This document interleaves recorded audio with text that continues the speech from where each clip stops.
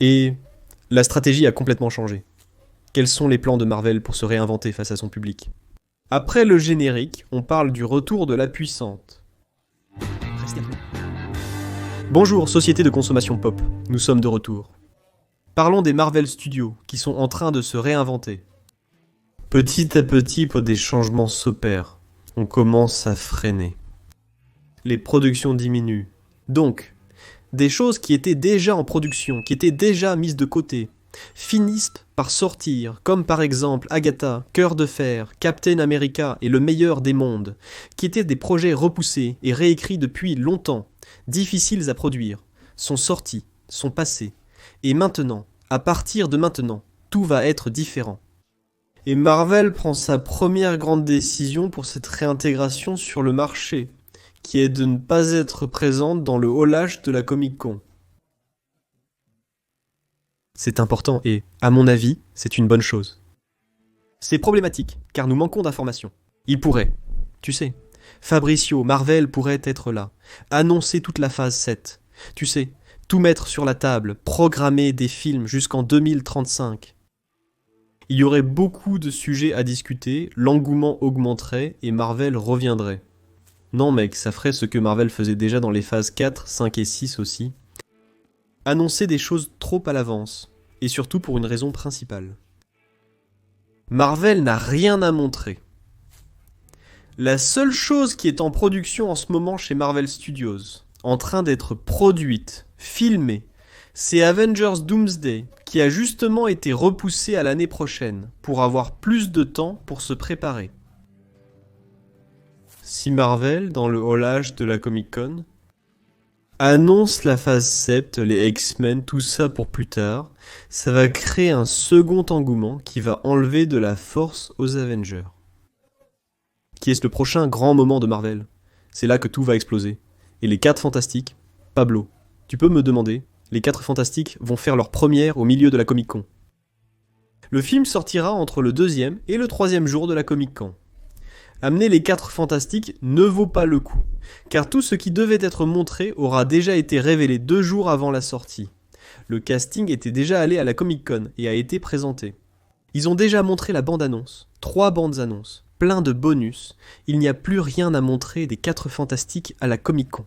Et ça n'aura pas un si grand impact au box-office de faire une présentation des 4 Fantastiques juste à la veille de la sortie. Il y a Wonder Man, qui est une série qui sort à la fin de l'année.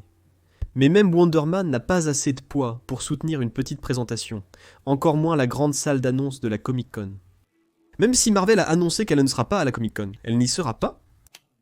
Dans le relâche et tout ça, d'autres studios n'y seront pas non plus.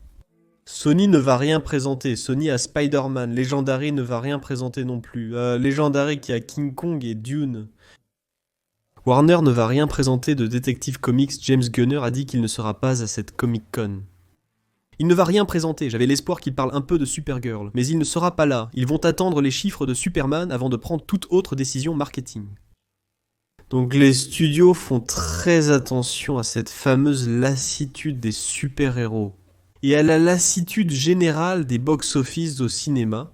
Ces grands films de geeks n'attirent plus autant l'attention du public qu'avant. Toute cette histoire de faire n'importe quoi en pensant que le label Marvel Studios suffit, ça va se vendre, ça va faire du box-office. C'est une sensation qu'on a eue à l'époque, par exemple, des Gardiens de la Galaxie. Quand un film sortait sur une équipe de personnages que personne ne connaissait, il y avait Marvel Studios. Donc j'allais voir, et les salles étaient pleines. Ça n'arrive plus maintenant, donc il faut s'arrêter, observer le contexte pour prendre des décisions. Ce n'est pas seulement Marvel Studios Disney qui le fait. Star Wars prend la même décision. Ils ne disent rien. Paramount n'aura pas de grandes annonces. Universal n'aura pas de grandes annonces. C'est pratiquement vide d'annonces de cinéma. De grandes annonces de cinéma. Personne ne va rien dire. Tout le monde attend. Tout le monde reste silencieux pour mieux travailler ce buzz, non? Je pense qu'il y a beaucoup de gens qui attendent de voir ce que Disney va faire pour pouvoir agir. Donc si Disney n'agit pas, tout le monde reste dans ce jeu de clignotement. Si je ne cligne pas, je ne cligne pas. Qui va cligner des yeux en premier? J'ai tracé la ligne ici. Qui va la traverser en premier? C'est cette histoire. Donc je pense que Marvel a pris la bonne décision de ne pas créer de buzz autre que pour Avengers jusqu'à l'année prochaine. De ne rien dire sur Avengers. Et c'est trop loin pour maintenir le buzz pendant 1 an et demi. Et il n'y a rien à annoncer en ce moment. Donc il vaut mieux rester à l'écart au lieu de faire des investissements et de promouvoir une présentation à la Comic-Con. Ils mettent plutôt les investissements dans le sport, la télévision, Internet, pour les 4 fantastiques à la dernière minute. Même si ce qui fait vraiment bouger ces studios, c'est la prévente. La prévente est le principal point de départ de toute production.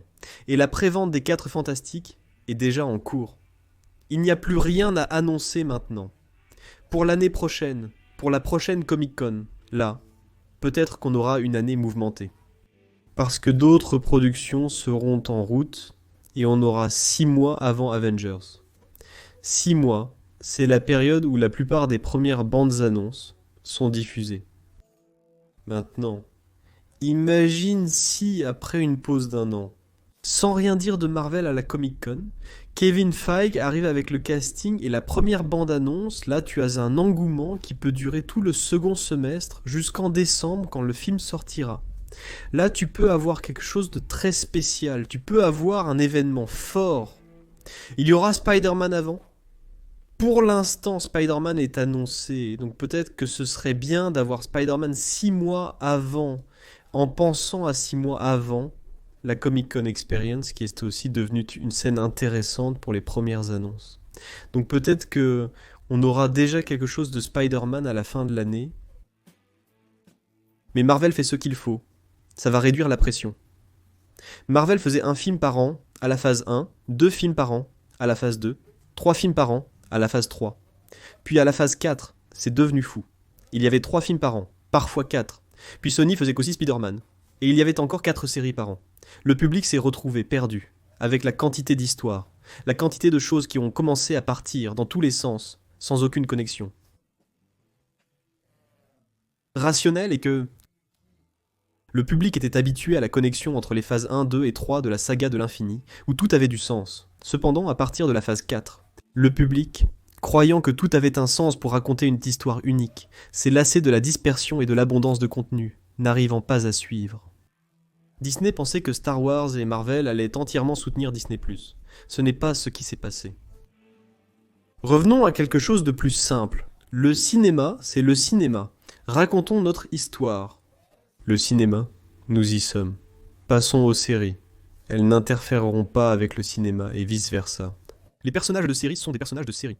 Les personnages de cinéma sont des personnages de cinéma. Marvel Télévision, d'accord, juste là. Donc ils ne vont plus s'interférer les uns avec les autres. En essayant que Marvel inverse ce qu'on a appelé la fatigue des super-héros, il y a des gens qui disent que ça n'existe pas, que c'est en fait une fatigue des bons scénarios ou des bons films. Je suis même d'accord. Mais c'est une fatigue générale. Du public qui n'est pas lecteur de comics, pas geek pour ce genre de film, ça ne remplit plus les cinémas comme avant. Par exemple, le film Le Capitaine America, Brave Nouveau Monde, n'est pas considéré comme mauvais. C'est moyen ou mieux, inventez. La plupart des gens pensent que c'est correct. Mais le grand public n'est pas allé voir Thunderbolts. C'est considéré comme un film. Très apprécié des fans et de ceux qui l'ont vu, ainsi que de la critique. Le grand public, peu intéressé, a préféré le regarder à la maison. Le problème, c'est la lassitude. Ils ont laissé les films Marvel et Pixar devenir des films événementiels, et il n'a pas trouvé ça drôle. Et je pense que le streaming a une grande part de responsabilité là-dedans. Le streaming a transformé l'expérience de regarder des films à la maison en quelque chose de bien plus agréable. Et donc, pour le public, le choix de ce qu'il va voir au cinéma devient plus banal. L'offre est devenue plus sélective, avec l'arrivée de Detective Comics et ses nombreux contenus, ainsi que des super-héros alternatifs d'autres éditeurs. Ils arrivent aussi avec beaucoup de contenu, beaucoup de choses, et on est resté dans cette mode passagère qui semble avoir perdu de sa force. Voyons s'ils arrivent à relancer cette vague, et ces changements qui se produisent chez Marvel peuvent avoir cet objectif. Donc pas de phase 7 pour l'instant. Seulement Avengers et Doomsday après Avengers et Doomsday. Et Guerre secrète, là oui, ils annoncent. Nouvelle production. Parce qu'elles vont finir par concurrencer les films qui sont déjà programmés et en production. Et toi, tu penses que cette stratégie fonctionne ? C'est bien de faire une pause, de respirer, pour raviver le manque de contenu Marvel chez les fans. Ou pas? Tu trouves que c'est de l'arnaque? Le public risque-t-il de se désintéresser sans stimulation? Donne ton avis en commentaire. D'autres sujets pop culture arrivent bientôt. Après la vente, des options de la chaîne vont apparaître pour que tu puisses cliquer et rester un peu plus avec moi. A plus, à bientôt, à tout de suite. Salut! Et voici un autre contenu de 4 Quasas. La chaîne propose au moins 3 vidéos tous les jours, du lundi au dimanche. Voici d'autres conseils similaires à regarder si tu as apprécié. N'oublie pas de liker, commenter, t'abonner et activer la cloche pour recevoir les notifications. Merci beaucoup, à la prochaine.